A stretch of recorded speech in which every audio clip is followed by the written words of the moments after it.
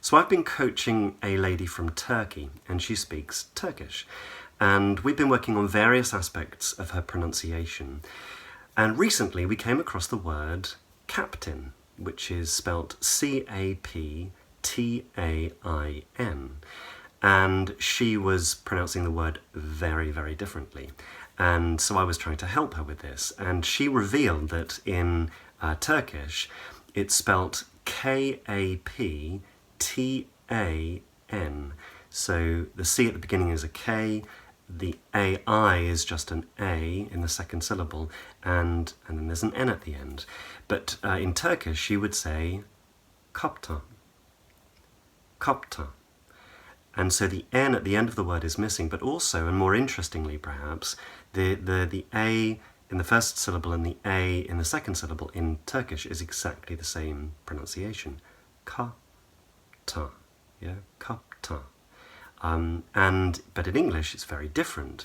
So the first syllable is ka, yeah, so it's a wider a sound, cap, and then the second syllable is tin. So it sounds more like a tin of baked beans. So it's a vowel pronounced with wider lips, tin, and the tongue is much higher and further forward. And also the N is on the end of the word, so that's captain, captain. And we worked on it, and she was able to pronounce it. But she was doing exactly the same thing with a few other words. So, for example, with the word mountain, she was saying mountain, ton. So she was borrowing her understanding and experience of pronouncing the A-N at the end of captain and putting it into mountain. So she was saying mountain, mountain instead of mountain. And she was doing exactly the same thing in the word fountain. So she was saying fountain instead of fountain. So I thought I'd jump online, and I guarantee that many of you will be struggling with this ending, not for the same reasons, but you may be misinterpreting the pronunciation at the end of those three words. So just so we're clear, the end of those words is pronounced with wide lips, I, and the tongue is high and forward. So it should rhyme with the word tin. So copy me. Mountain, fountain, captain.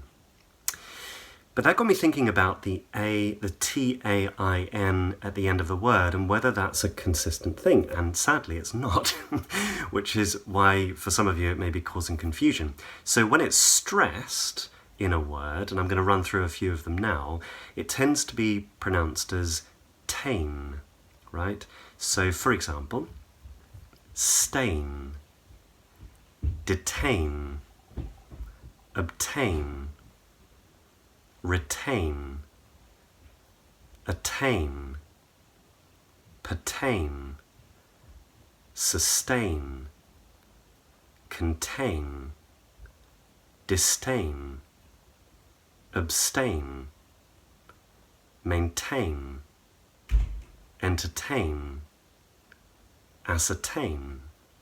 So all of those words are pronounced with what's called a diphthong, the diphthong A.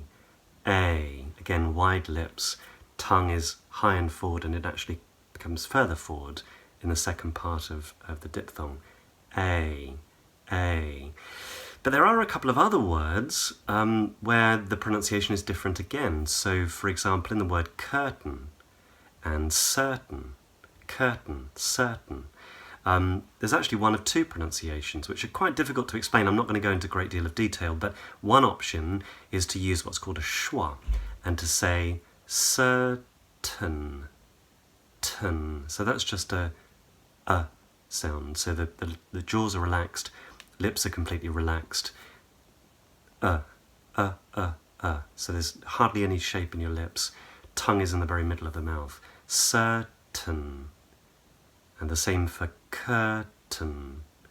The other way is to use what's called a syllabic consonant, which I haven't got time to go into, and also what's called a nasal plosion, which again, I haven't got time to go into. But for example, certain, So what I'm doing is I'm keeping my tongue up against the roof of my mouth on what's called the alveolar ridge, the gum ridge, and then I'm not dropping my tongue to make the T. I'm dropping what's called the soft palate. Certain, certain, and also curtain, curtain. So both are correct. So you can either say certain with an certain, or certain. And you can also say curtain or curtain. So both are correct. Anyway, I hope that clears things up. So with mountain, fountain, captain, it's tin. When it's stressed, it tends to be a, tain. And then in those last two words, it can either be tun or tn. Yeah. So I hope you found that useful, and I'm posting a video, roughly every month at the moment, so we've got lots of things that we're focusing on, so please bear with us. We want to make more videos soon, but we're just very, very busy. If you're new to English Pronunciation Roadmap and you haven't subscribed to our YouTube channel, then click subscribe, and if you're on Facebook, like this post if you like it, or leave a comment. And why not head over to EnglishPronunciationRoadmap.com, and we've got some previews of some of our training material to help you with your English pronunciation, and you can subscribe to us and we will keep you updated with our blog posts and YouTube posts and other things. Anyway, keep well and I'll see you soon.